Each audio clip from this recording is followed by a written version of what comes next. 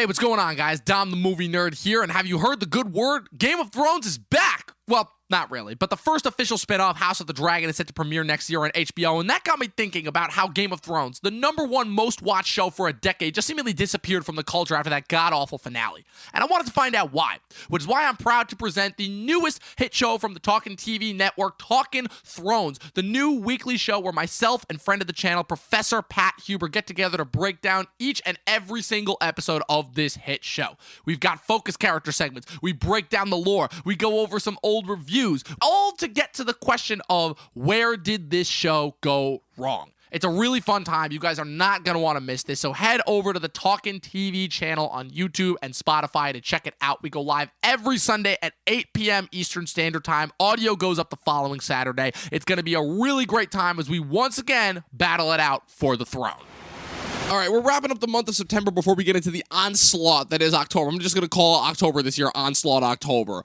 And we're wrapping it up Not with a movie. Shocktober? Well, okay, yeah, but also Onslaught October. It's Shocktober / Onslaught October because the amount of shit that we're going to have that month is going to be nuts. But we're wrapping it up with a fun one. Like, we could have done Eyes of Tammy Faye. We could have done Cry Macho. We could have done another boring movie that, quite frankly, you and I probably would have hated. Although Cop Shop, I heard, was actually pretty entertaining. But we decided to do this one because this is one of those trailers that I saw, and I'm like, I don't know if we're ever going to get a chance to do a movie like this for the podcast again, at least not for a very long time. And that is the surprise Sundance hit, directed by, let me see if I get this director's name correct, Sion Soho, I believe is the guy's name. That would be the Nicolas Cage starring Prisoners of the... Sion Sono. That would be the Nicolas Cage starring Prisoners of the Ghostland. Chris, you did a live reaction for this trailer during one of our last variety show streams, and now we've seen the movie. Do you have any thoughts before we actually get this started? Yeah, actually I do. I think while Nicolas Cage might be portraying a hero in this film, I want everyone to remember that hero from Heroes, that's the real hero. Yes. That was a Professor Pat intro if I ever heard. I told you I've been catching up on my Talkin' Thrones. Sunday nights at 10. Now, Sunday nights at 8, but close enough. Sorry. I watch them at 10 after work. It makes sense. It makes sense. All of that and more. Stay tuned.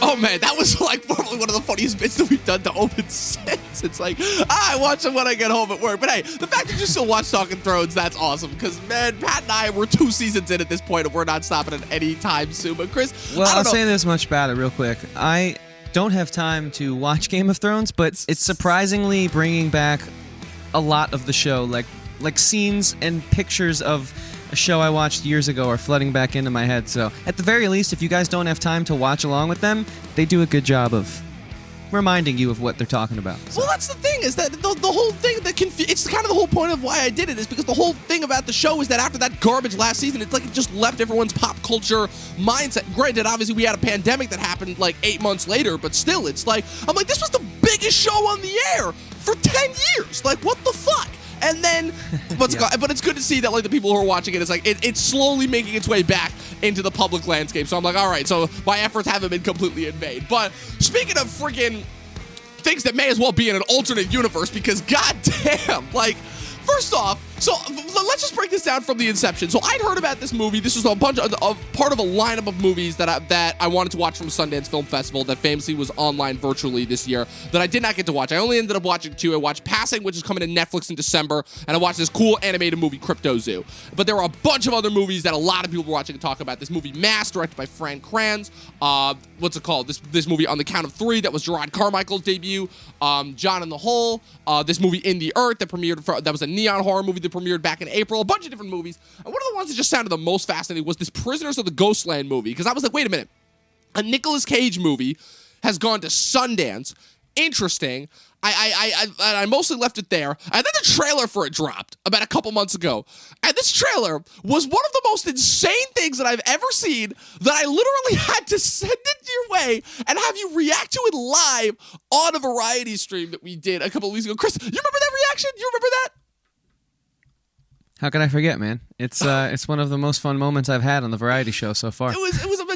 Do you remember quite some of your exact sentiments? Because, like I said, it was so good, it had to be seen to be believed. I just remember being equally as surprised as I was while watching this movie.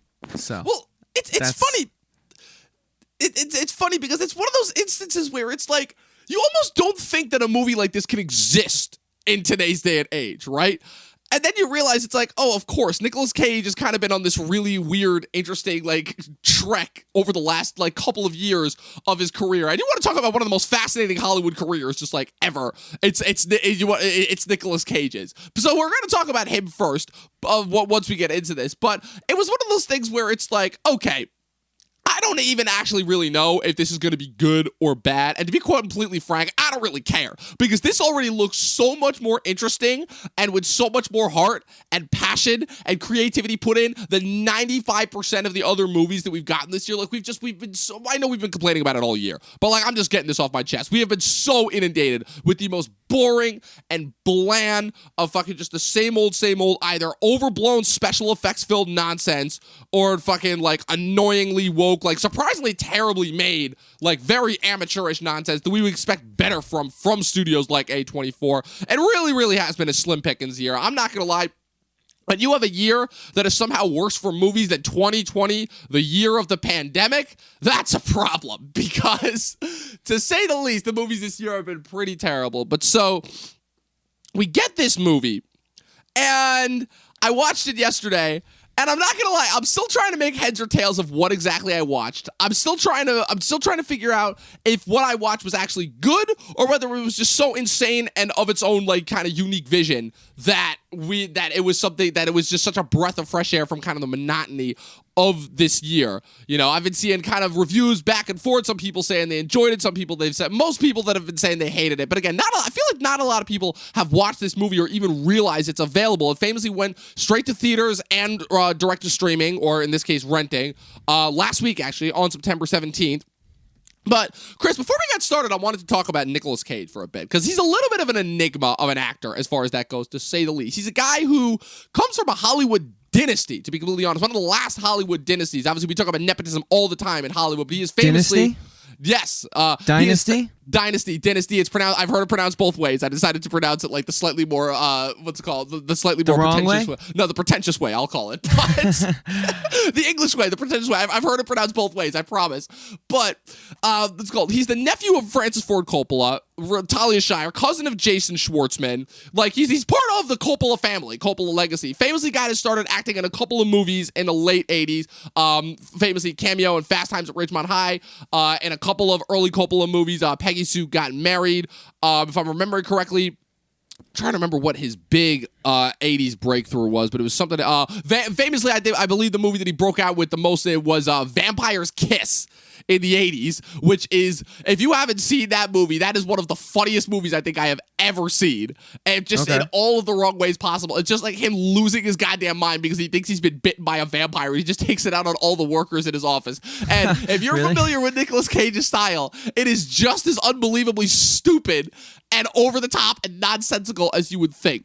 So then he goes on this really interesting track throughout the late 80s and early 90s where he's kind of like rotating back and forth between like these slightly like interesting parts. Like he works with some good directors and then like these absolutely nonsensical parts, because he does Raising Arizona and Moonstruck in 87. Then he does Vampire's Kiss in 88. Then he does Wild at Heart with David Lynch in 1990. Then he does Red Rock West and Deadfall. That's another one where if you just want to see Nicolas Cage give one of the most like batshittiest, insane, over the top Nicolas Cage performances, I would heavily recommend that. And then he does a couple of, and then the rest of his early 90s is weird, but he really kicks it off in 95, Leaving Las Vegas, where he wins a Best Actor Oscar for that. Then you have his late 90s career, which is what I like to call his action period, because that's when we get the Nick Cage action trio, the action trilogy, I'll call it, when he's working with Jerry Bruckheimer and Don Simpson. And I kid you not, these three movies in a row, The Rock, directed by Michael Bay, which he does with Sean Connery. Face Off, obviously, the subject of one of our favorite first-time watches, and Con Air, which is just, that was at the time period where, like, Bruckheimer could just get, like, every, like, great character actor and mix them with, and actually put them in, like, these really overblown, over-the-top movies. Like, Con Air is insane, the cast. You got Nick Cage, who is somehow, who is an innocent man who was sent to jail, and is finally being released, and on the day that he's being released, he's on a plane with all these other convicts that are played by, and count it down with me, John Malkovich, Ving Rhames, Steve Buscemi, Dave Chappelle, Danny Trejo, Bubba from Forrest Gump, what's it called, and and also this prisoner's name is Swamp Thing, who is MC Gainey, your guy Tom from Lost. It's a murderer's row of actors right there. Then you get into his late 90s and early 2000s where he's kind of mixing, he's kind of doing slightly more awards fair, but slightly more fun movies. You know, you get Snake Eyes, Bringing Out the Dead, which he does with Scorsese, 8mm, Shadow of the Vamp. Oh, sorry, he only produced that. Adaptation, Matchstick Men. And then you get into his mid to late 2000s, which is more of his blockbuster period. You know, that's when we start to really know who he is. You know, National Treasure, Lord of War, Ant Bully. Famously, his turn to the superhero realm is Ghost Rider, which we all know how that turned out. Then something weird happens in the first half of his 2010s. After in the 2010s, that's when he starts doing like a lot of like really weird movies and mostly like direct to DVD movies, because that's famously when he goes bankrupt and he just has to do whatever movie he possibly can, and it leads to some of the most fascinating performances in movies. Like, so from this is his 2014 to 2019, and bear with me here because it's a lot. Rage, Outcast, Left Behind, Dying of the Light, The Runner, Pay the Ghost, The Trust, Dog Eat Dog, Snowden, USS Indianapolis, Men of Courage, Army of One, Arsenal, Vengeance, a Love Story, Inconceivable, Mom and Dad, Mandy, Looking Glass, The Humanity Bureau, 211, Teen Titans Go to the Movies, and Spider-Man Into the Spider-Verse back to back, where he plays both Superman and Spider-Man Noir. Between Worlds, Love Antosha, A Score to Settle, Color Out of Space, Running with the Devil, Kill Chain, Primal, Grand Isle, and then this past year he did Jiu-Jitsu and The Croods, A New Age. And just this year, he has appeared in two other movies, famously before this movie that we're about to talk about. He has appeared in Willy's Wonderland, which famously, again, has kind of already become a cult hit, and Pig, which is a neon movie that I heard he's actually pretty good. So it's safe to say that Nicolas Cage has one of the longest and one of the most interesting careers in Hollywood. Chris, what's your relationship primarily to Nicolas Cage? Like, what do you think of when you think of Nicolas Cage as an actor? Yeah, I mean, I didn't really have too many thoughts on him for a long time. I never understood why he was so memed or made fun of, because I think he's genuinely a passionate human being who doesn't do this for a paycheck. Sure, he's made his millions and he's living comfortably, so for him, you know, it's a job, but he could retire and be good for the rest of his life, and his kids could be good for the rest of their lives if they, you know, manage their money very smartly, which I'm sure those people, they know how to do that. So basically, I remember reading something where Nicolas Cage said that he's never going to stop acting because he loves it. He loves it so much, and I think, you know, you look at some of these guys who come out of retirement and give these half-assed performances, and you wonder, is it because maybe they need to keep the lights on in the mansions a little bit, and they were gone for so long, and now they're back because maybe, you know, cash got a little thin.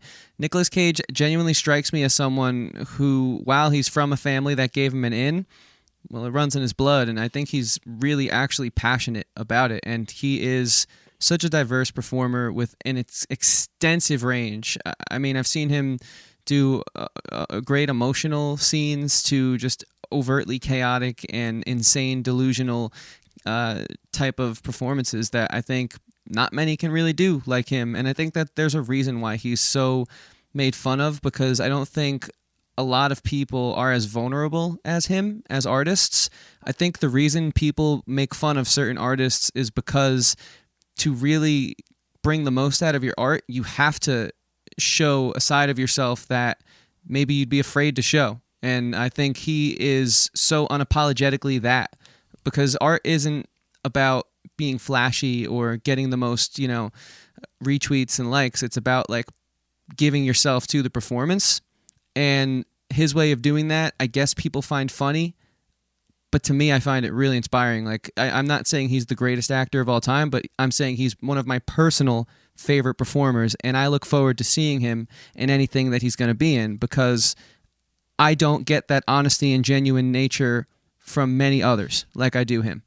I think the biggest thing that people constantly try to figure out whenever they go into a Nicolas Cage movie, at least after a certain point, because there was a certain period of time where, again, Nicolas Cage was a bankable movie star, which in today's day and age, in the age of memes and likes and, you know, clicks and retweets and everything, is kind of like, not laughable, but kind of interesting, to say the least, because now we think of Nicolas Cage movies, it's just like, okay, what's the next one that's going straight to DVD? But it's sort of taking a little bit of a twist. I think the biggest thing that was a period of confusion for Nicolas Cage for such a long time was whether or not he was doing what he did because he was legitimately talented, or whether it was a fact of, like, we were just kind of so confused by the type of performances and just, like, the moments that he gave that we just kind of, like, went along with it, because we ourselves were just trying to figure out, like, what this guy was all about. They're like, what is going on? Because, like, he has these instances of bravado. He has the instances where he is the traditional leading man, but then there were these other instances where he just liked to get weird and get over the top, and not in a way that's like over the top because it's like an Al Pacino way where he's just going for over the top for the sake of being over the top,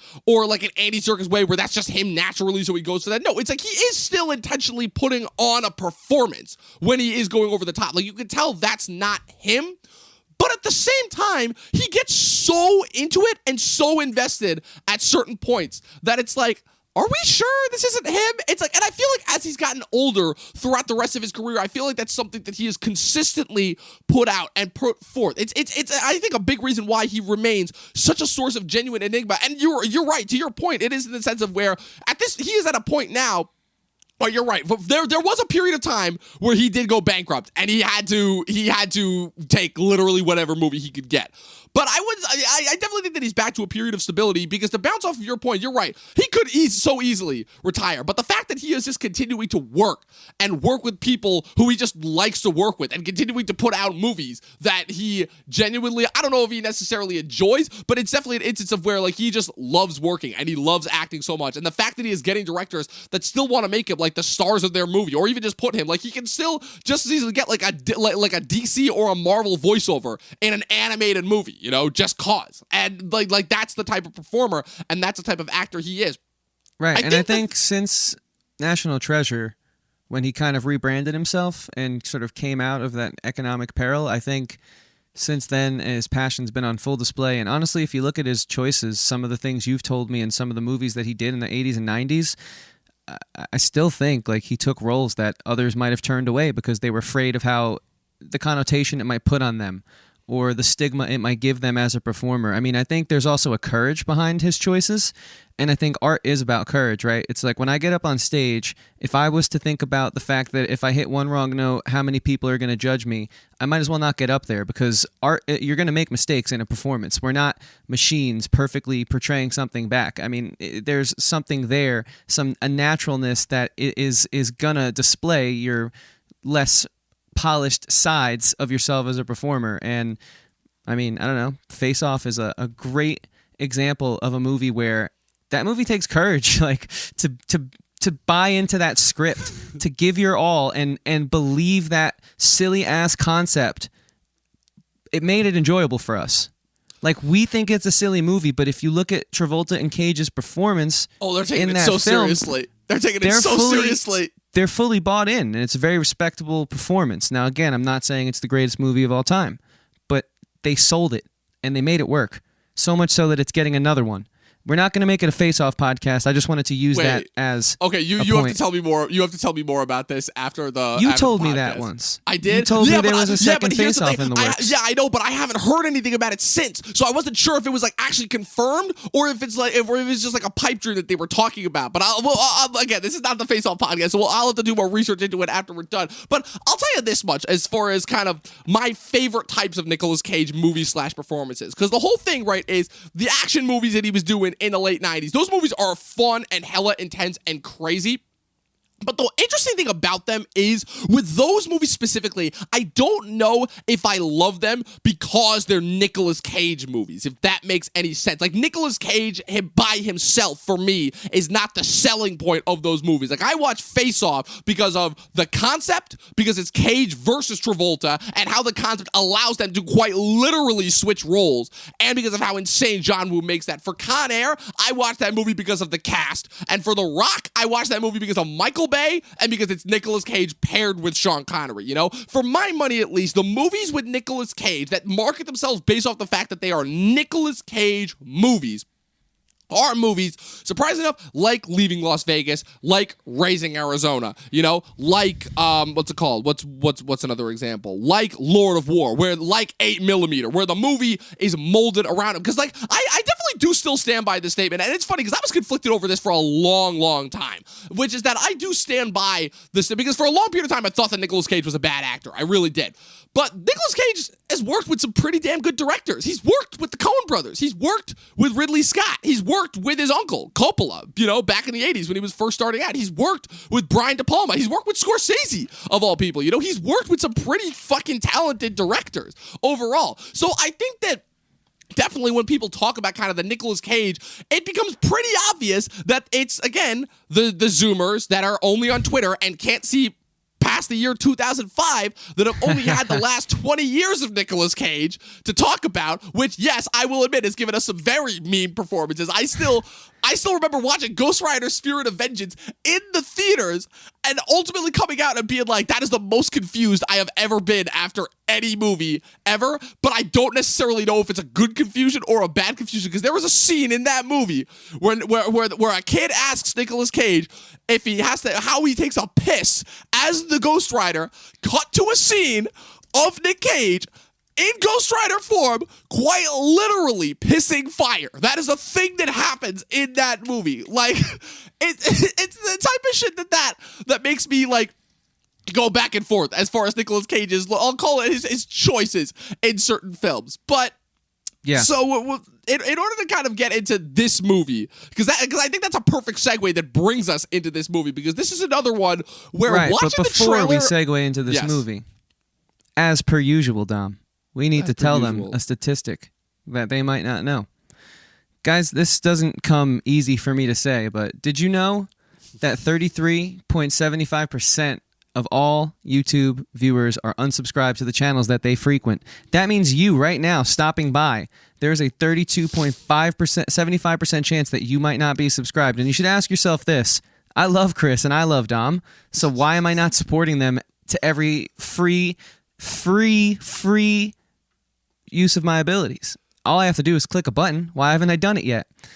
Well, I don't know why, but now's your chance. So hit the subscribe button, please. And if you would be so inclined to hit a second button, there's a little bell that YouTube gives you. It turns on a reminder. And look, while you're there, while you're tapping around on our channel's page, you might as well hit the like on this video, because it's going to ensure that we will put out more content like this and reach wider audiences to hopefully one day get screeners and do all that cool shit so we could talk about Prisoners of the Ghostland last week like all the hip young kids did. All those Zoomers. Were there hip young kids that were covering this movie last week? Yeah, I typed in Prisoners of the Ghostland review. Elliot was there, a few others. Our friend Lost in the Reels, Jesse. Yeah, it was cool. Okay. All right, nice. Maybe we can join them one day if you guys help us out. One day, if you guys can help us out. Oh man, your shameless segue gets better every single time. Thanks, man. I'm trying. You'd say the same thing each time. You got to spice it up, like Nick Cage does. Exactly. I try, like Nick Cage, exactly. So I feel like that was a perfect segue into into this movie, because this is a movie that, again, just based off the trailer alone, I don't necessarily know if this is going to be a good movie or a bad movie, because it's just a type of movie that I'm like, okay, I don't get trailers like this very often that actually make me engaged for a movie that I really have heard little to nothing about, and that actually makes me want to see the movie based on the originality of its concept. You know, like we don't get trailers like that today anymore. And the funny thing is that when I started watching the movie, I realized, wait, I'm almost thrown back to a conversation we were having a couple weeks ago about Malignant, where I'm like, okay, is this truly as original as it sets out to be? Because I'm not going to lie, after watching this movie specifically, and we'll save this more for when we talk specifically about the movie, but as I was watching this movie, I was getting heavy vibes from two things. I'm like, okay, first and foremost, this guy, Sion Sono, is the first person that I've seen to have managed to accurately grasp the sensibilities of anime and bring them into the live action format in a way that doesn't feel gimmicky or dumb or feel like there's a disconnect, right? And two, he's the first person since George Miller to have nailed a Mad Max movie, because goddamn, if this movie didn't take the most influences from Mad Max the Road Warrior, like I must be on a different planet, because I literally saw this. I'm like, holy shit, this literally is a Mad Max movie. That's what from the get-go, like where you have Nick Cage is brought out as a prisoner who is tasked to perform this deed in this strange post-apocalyptic wasteland that is also run by this guy who's like a southern gentleman, but also has all of these all of these different that basically runs and has brought back this sense of like feudal Japanese culture, and then there's histories of like a bank robber, and like there's all this crazy stuff going on. It's like, it really sucks that this movie's only an hour 40 minutes, because I'm like, shit, I might have taken like a 3-hour long movie just to figure out like what happened in this world, and like they do sort of explain it to us, but it's almost like in a way that almost feels like kind of brushed over for time, if that makes any sense. Like Chris, would you definitely say that you were getting major like Mad Max vibes? I know that you wanted to talk about as far as like kind of how this compares to other dystopic movies in general. Yeah, for sure. I definitely think there was Mad Max vibes. Also, there's a very popular video game franchise called Borderlands, and I'll be damned if this didn't really resemble that style. It really felt like something out of a video game, out of an animated sort of medium in space, but it didn't do what some other projects do when they kind of feel too much like a video game. It still felt like a film, which is why I think the Mad Max comparison is the dominant one, but I did feel undertones that were actually executed well in comparison to other films that feel a little too hokey, feel a little too out of the medium of which they're being portrayed in. And I will say, I think that what Mad Max did so well and what this film did so well, and granted the budgets are obviously very different, but they worked within their setting and environment strongly. This film really only had 2 locations, but it made it feel so expansive and so enveloping, where you were just, no matter how many times you saw the governor's town or you went out and saw like the Ghostland city with the big clock in the middle, you were just really into it, because they did a great job of showing you a little more each time and painting in the picture of the world, of how they're living in this post-nuclear fallout type environment, just like by dripping it, slowly, and eventually by the end of the film, it's flowing and we get the full picture. So yeah, I think Mad Max is a great comparison, but I also think that it does, like you said, it does borrow from other mediums in the best way possible.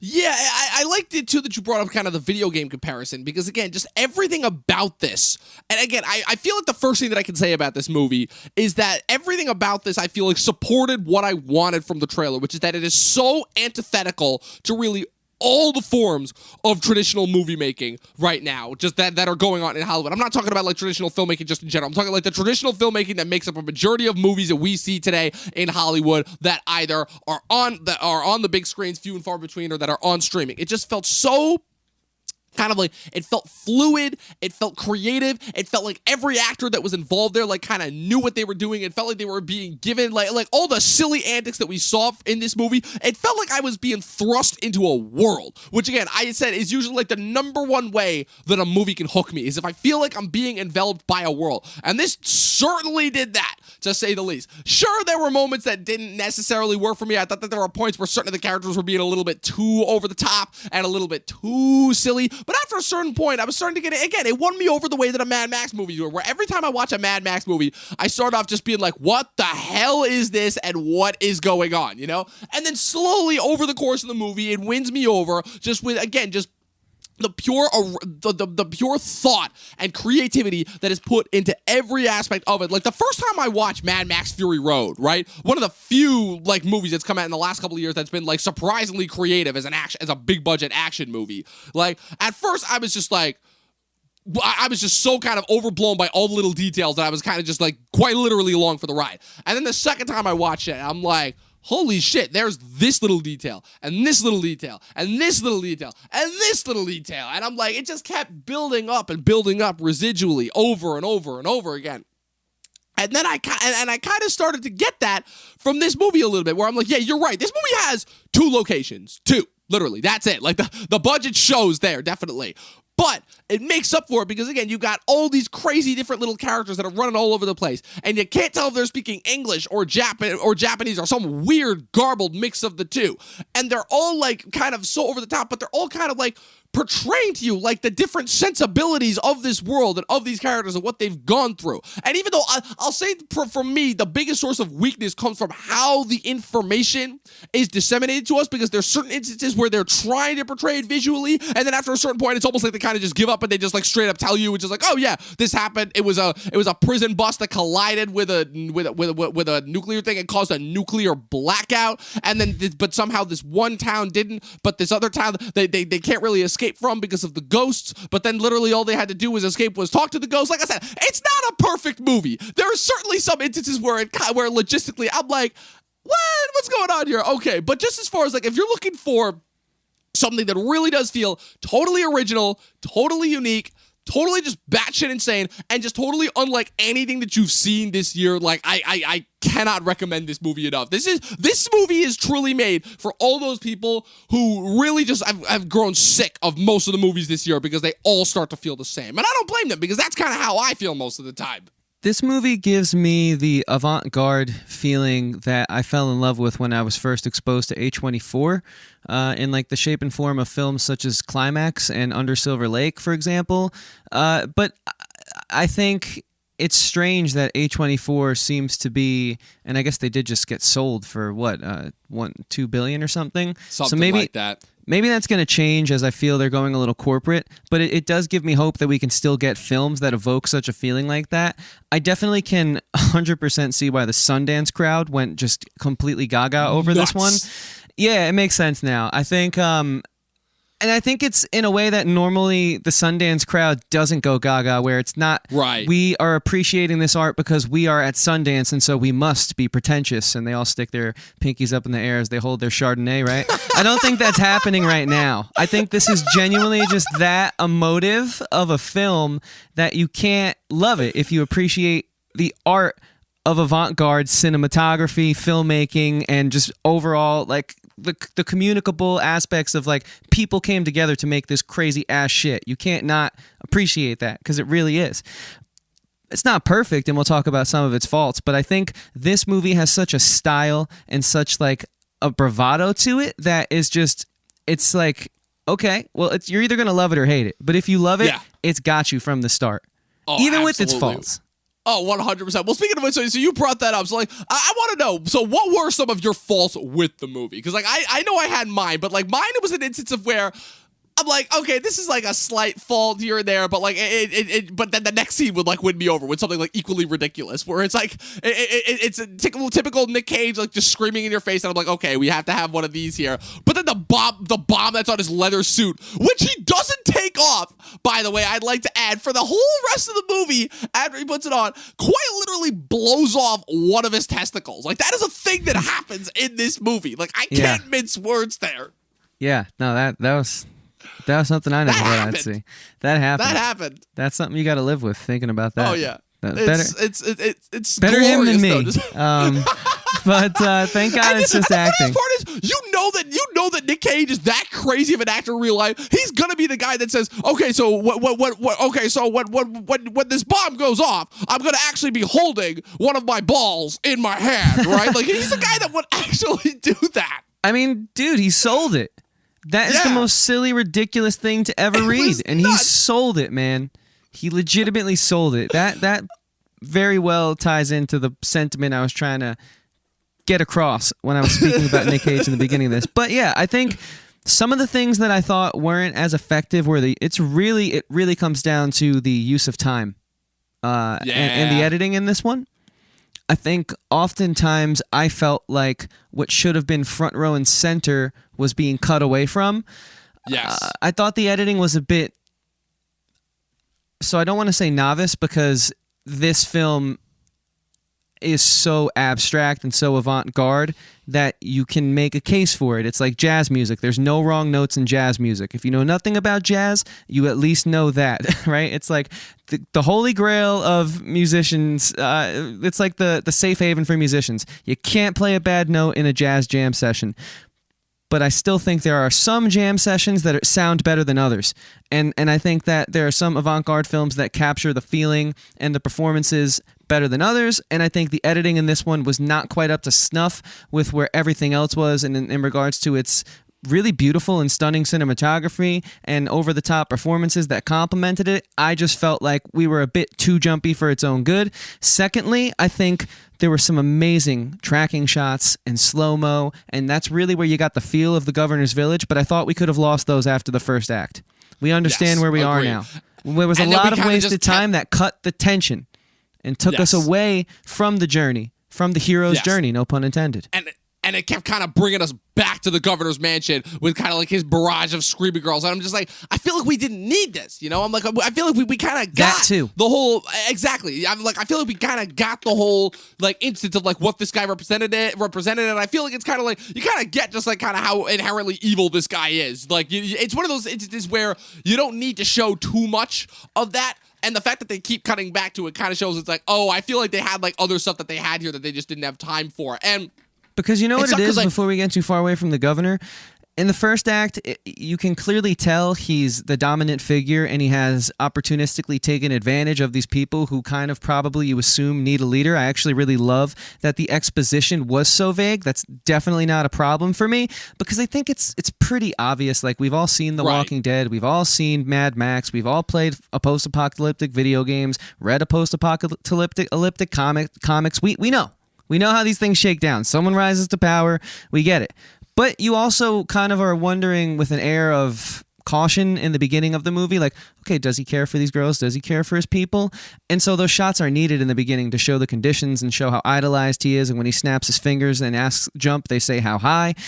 But then, like, you could have done away with those scenes, like you said, and those long tracking shots in the second act because the dialogue slowly started to hint as he's calling them pet and as he's like being more demanding as you get to know him more that, oh, this isn't really as symbiotic of a relationship as we thought. So they kind of shot themselves in the foot a little bit in that regard. Right. And again, it's surprisingly enough because these are always the things that win me over in the movie. But because the rest of the movie, it seems like just has such this great identity of what it is. The movie, I mean, it almost feels like the little moments are what ruin it. Because there's moments where it's like, okay, so they find Sofia Boutella. He's on this quest to find Sofia Boutella, and then he crashes his car and he's taken to this like society and he finds her within like 5 minutes. And then he's like, okay, you need to speak into this speaker or else this bomb is gonna kill me. And then it blows off his hand. And then she somehow magically gets the ability to speak back. Even though they claim that it's like, okay, so, but she couldn't speak. They said that the Ghostland had robbed her. And like the whole experience of like them being in like the mannequin doll like get up with them like putting that on their faces. Like the kind of no explanation for that. It almost is instances where it's like, okay, these are really interesting ideas and really interesting facets of the world. But I feel like I need just like a little bit more because I'm like, okay, because they're just bouncing so quickly from one thing to the next. It was the definition of like, okay, we got to get through this. We only got an hour and 40 minutes here. And I'm like, man, if only we could have gotten something more because unlike a majority of the directors I feel like that we talked about recently, this guy, Sion Sono, actually knows what he's doing. He's a big-time filmmaker that has been on the Japanese festival circuit for the last couple of years.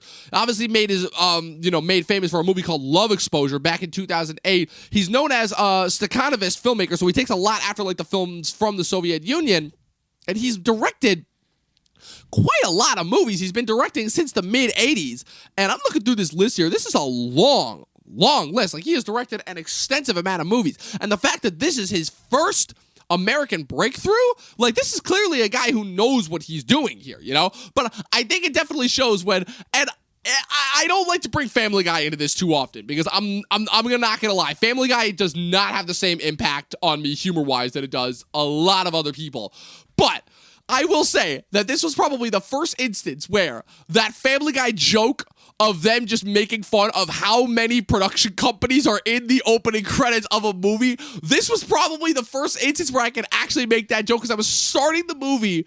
It was just production company after production company after production company after production company. There were like 15 production companies that were credited here. And I was just getting to the point where it's like, okay, how many different productions were involved here? And also I was getting to a point where I'm like, okay, when is the movie started? Like, I almost got to a point where I felt like the first 5 minutes of this movie were just the opening production companies. And I'm like, come on, man. Like, what are we doing? Like, like I said, I hate to bring it up, but I was really getting to that point where it's a true indie film. It is. Just because there's a big name doesn't mean it's not a true indie film, and it takes a village. Oh, for sure. But like, I think this was my first experience with that many productions. I think the most that I've seen before is like 5 or 6. I kid you not. Well, I was hold counting on. Let's them. think back. There was a movie this year that we had the same reaction to, where we just felt like it kept going on and on. Was it Synchronic? I think it was. Yeah. Was Synchronic. it? Okay. Yeah. Synchronic had another. Because Synchronic's the only one that would make sense as far as that goes. Because like that would like direct to DVD and Netflix and streaming. So Synchronic would make sense, definitely. But I mean, yeah, that's true indie filmmaking. I mean, we literally saw it last year brought back to life with Black Bear, the movie. But yeah, and it shows. And hey, look, if it doesn't take away from the actual artistry and vision, that's one thing. But it's just an instance of where it's like, but again, like that's what I love, because even though I guess these are technically nitpicks or criticisms or however you want to designate it, like, we don't get to talk this way about a movie like ever, because we're either watching like a giant blockbuster that sucks, or we're watching a streaming thing that's like 50-50, might be good, might not be, but it usually is like a little bit too woke and a little bit too like kind of, you know, buying into current modern day trends for its own good. But this is like the first instance where it's like, okay, say what you will about this. This feels like like somebody actually wanted to make a movie. And I look back and I'm like, this guy took 4 years or 4 to 5 years to make this movie. And I'm just like, yes, well, that's somebody who is dedicated right there. It's got to be a hard pitch to tell anyone to throw funding at a movie where your lead's testicle gets blown off halfway through the film. So obviously this is a project of passion, you know? It can't not be. And I think to rein it in a little bit and be a little more serious. I haven't had this much fun since we talked about Love Sausage last year on The Boys season 2. Oh yeah, that was a good time. Go back and watch that, guys. But anyways, oh man. Basically, yeah, man, I think it's you're right. I think there is, while the blockbusters have become super formulaic, I mean, there's this great YouTube account, Instagram account rather, called Dude with a Sign, and he just posts social commentaries on these very basic things that we all experience throughout our lives. And his one from last week was, not every movie needs a sequel.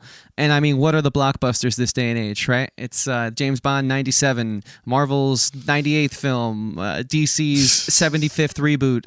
You know, it's like, okay. And then streaming now, you're right. If it's Netflix, you know you're going to get some sort of political message in the original film. Outside of, Chris Hemsworth Extraction. Outside of the action movies they do, which are for the most part pretty good. I will give their action movies credit. But if it's anything else, it's going to have an underlying message. Yeah, good luck. And so trigger warning if it's something that annoys you, type whatever. Yep. And so it's like when films like this come along and studios that I fell in love with for these reasons, like A24 and even Blumhouse, because they do take risks, sometimes not as effectively, and they're more horror geared, but they do have some good films that are against the narrative, in a sense, of what's being pushed and promulgated. It's hard to not at least appreciate it. Again, we're not saying this is like God's gift to filmmaking. It's not the next Godfather, but it's a nice breath of fresh air. And I think that gives it serious points. It really does. Absolutely. In my mind. Absolutely, yeah. And so I guess if we can wrap up this discussion on it, I guess my whole thing with this movie is that it is a movie that, again, I did not go in necessarily expecting to love. I did not go in expecting to get anything auteurist-driven or anything necessarily kind of overblown, something that was going to wow me. It's not one of my favorite movies of the year. I could definitely say that. But what I got was a movie that, for the first time in a long time, felt like it was taking a chance. Felt like it was going out there and felt like it was really, really trying to not necessarily say something, but just have fun and bring back kind of what it is that we loved about movies back in the day. Because what is it that we used to love that used to make filmmaking so much fun? We used to love the fact that at the end of the day, even if what we were watching was completely silly and out there, it was the fact that a group of people took the time and the effort to make everything look as legitimate and as awesome and as authentic as possible. Where you got actors that actually bought into the material because it seemed like just silly and fun, and because they knew they could be in an instance where everyone was getting a shot to show themselves off, where you get an actor who may seem like a washed up has-been, but is clearly having the time of his life, just given everything that he's doing in this movie. Like, Nicolas Cage comes in at the end, is doing kung fu, fighting with a samurai who is at the same time defending him, but also trying to kill him, and has a fucking samurai blade on his one hand that got blown off. Like some straight up Evil Dead shit right there. Like, it's been too long since I've seen that. You had fucking people getting their heads blown off. You had guys like fucking getting their throats slit and like blood spurting out. Like some real Quentin Tarantino shit going on right here. It was just such an absolute blast of a movie. Not everything is gonna work. It's not necessarily as succinct. I'd say that between the two kind of Nicolas Cage cult level movies that have come out so far this year, I'm not gonna throw Pig in there because Pig, from what I heard, is actually like a really interesting and really thought-provoking drama. I'll say that I probably had more fun with Willy's Wonderland, but I think this one I definitely was able to get more engrossed in and able to appreciate more, let's say, if that makes any sense. And I think it works too because one of the 18 production companies that'll make this are the same production companies that did his last two movies that for the most part were pretty well received by everyone, that being Mandy and Color Out of Space, obviously, the Lovecraft adaptation. And I gotta say too, if this is subtly low-key, I don't know if this will be the case. I don't know if this is like, paving the way for some sort of quote-unquote Nicolas Cage comeback. Because for what that means, if that means that he comes back to the mainstream, all I can say is please God no. Please God no. There have already been too many actors that have been ruined by the current status of mainstream Hollywood filmmaking, and I don't want Nicolas Cage I don't want that to happen to Nicolas Cage, because to be fair, he's kind of already gone through that, and he deserves a break, and he deserves to just continue to make these types of movies and just have as much fun with them as humanly possible, because guess what? I had fun with this. So, Chris, what are your final thoughts before we do star ratings? I think that was all really well said. I think, again, I don't know what more I can say without being redundant. I just think if you guys want a breath of fresh air, go and check this movie out and just have fun with it. That's what I did. It was a great way to unwind after a long Saturday, and I gotta say, it was just the perfect sort of icing on the cake to end the day. And it's nice to know that there is still a space for true expressionism, because you worry about that. You do. Especially in today's day and age. Yeah, definitely. So, final star ratings. Again, this was not a perfect movie. This was not a movie that I think, again, obviously it's not going to win any awards, but it was just a fun movie. I just had so much fun. It's just half the time I was just so intrigued. Half the time I was watching this, my mouth was just open. I was like, what the fuck is this? What is happening? I don't even know what movie this is. I was watching this at work yesterday. My two coworkers were like, what the hell is this? I'm like, it's a Nicolas Cage movie. They were like, oh, okay, that makes sense. Like, I love how he's just got that reputation now where people just kind of know. They're like, oh, we're watching something like, oh, Nicolas Cage movie. Oh, we're going to get three things. We're going to get something absolutely batshit insane for a premise. We're going to get Nick Cage just randomly yelling at people, and we might get some kung fu and him like smashing the shit out of some things. And case of Willy's Wonderland, it was animatronics. And in the case of this movie, it's samurai just that are randomly brought back. But again, I cannot emphasize this enough. Watch this movie and do yourselves a favor and watch Willy's Wonderland, because that is a movie that, again, like this movie, is so ridiculously over the top and exploitative, but so much goddamn fun. I've heard it described as Five Nights at Freddy's the movie. I don't know what that is. I've never played it, but from what I've heard, it's pretty accurate to that. But as for this movie, Prisoners of the Ghostland, I'm sorry, all y'all that hated this movie, you guys just don't know how to have fun. I'm just throwing it out there. You guys you don't know how to have fun. I give this 4 out of 5 stars. Yeah, no, I agree with you're crushing it, man. I'm on the same page with you. It's also a 4 out of 5 stars for me. While the silliness gives it points, at the end of the day, it's just a really well-made film. The actors are buying in 110% to what they were given. I mean, it's just creates this really cool dystopic world, not unlike any you've seen before, but with its own unique twist on a familiar setting, and I can always appreciate that. And so, yeah, just Nick Cage has never been better. I mean, he's great, man. He knows how to lend himself to whatever the role might be. I really have yet to see a Nick Cage performance that has really left me feeling like this isn't the Nick Cage I know and love. So until that happens, I'm going to check out anything he does. So like Dom's saying, Willy's Wonderland is on Hulu, and so go and watch it, guys. And absolutely 4 stars, man. Great movie. Really glad we picked this one for this week. And hey, just say it too, also, as we wrap up September, before we get kind of like back to the mainstream, next week, obviously, I'll be going live with my friend Dustin, the Duster Mason, to talk about Many Saints of Newark and Venom 2. And then afterwards, again, Chris, we're covering, this will be the first James Bond movie that you've watched for the podcast, right? Once we hit No Time to Die. First ever. First ever James Bond. Then, Halloween Kills, and then after the words, we're doing Dune. Oh, man. I'm looking forward to that. And then we're wrapping it up with the new Edgar Wright. Like, not to mention, we're wrapping up Shocktober. We're getting Succession. Like, September, I will say, was definitely better than last September. I will say this, but I am very, very much looking forward to this year's Shocktober. It's going to be an absolute blast. So, and also as far as upcoming Nicolas Cage movies, I can definitely say this, is that he's got a movie coming out next year. And I think I told you about this, but I'm going to say it again to bring it up, called The Unbearable Weight of Massive Talent, where he plays a fictionalized version of himself who is invited to perform at a superfan's party, who then ends up trapping him there, and then he has to escape. And the superfan is played by Pedro Pascal, the Mandalorian himself. Let's go. And I'm just like, give me that movie. Like, I think it was originally supposed to come out this year, but it kept getting delayed. But oh man, I am there for this movie, is all that I'm going to say. I am so freaking there. But that was it. That was our review of Prisoners of the Ghostland. That's it for September. Let us know your guys' thoughts in the comment section below. Are you guys going to watch this movie? Please, I hope you do. I really, really hope you do. I think that you're going to be fascinated by it, to say the least, if nothing else.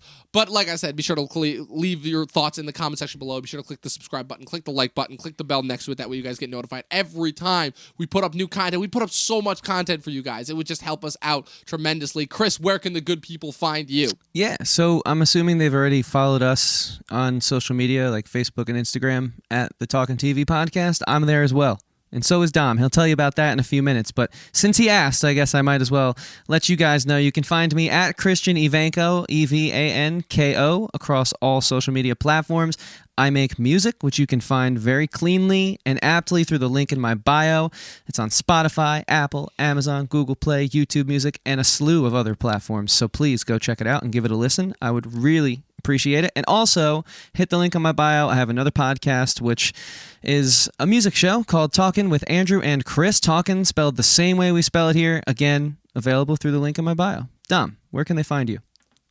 At Movie Nerd Reviews on Facebook and Instagram. I haven't been posting super consistently, mostly just movie news and recent stuff that has been on there, because there's been a lot of stuff happening. There's another Marvel lawsuit that happened recently. Guys, the Marvel lawsuits just keep on piling up, and I'm going to just keep reporting on them. I don't care how many times Disney has to settle this shit out of court, because it is fascinating to say the least. And again, I'm just waiting. I'm waiting for the Titans to crumble. I'm waiting. Yeah, I'm just waiting at the heels. But again, you can follow all of that and more by following me at Movie Nerd Reviews on Facebook and Instagram. And of course, follow us on our normal podcast platforms, Facebook and Instagram at Talkin' TV Podcast, where I post every single day, twice a day. Be sure to also check out the most recent episode. Pat and I debuted Season 3 of Talkin' Thrones last night. We've got the penultimate installment in our Halloween Shocktober first time watch this week. Next week, I should say, we've got Halloween Resurrection this week. We've got Rob Zombie's Halloween 2007 next week. And then we're done the week after, because the week after is Rob Zombie's Halloween 2, and then that's it. Then we rank all of them. More variety shows coming. We're not doing the one this week, but we've got a couple more planned for the immediate future. And like I said, for all of you Succession fans out there, stay tuned, because I've got a little something in the works for that as well. All of that and more. Like I said, we've got so much content that we give to you guys. Thank you so much for continuing to stay up to date with everything that we do. And as always, remember, 12 seasons in a short film, and watch more fucking movies. We'll see you guys next time.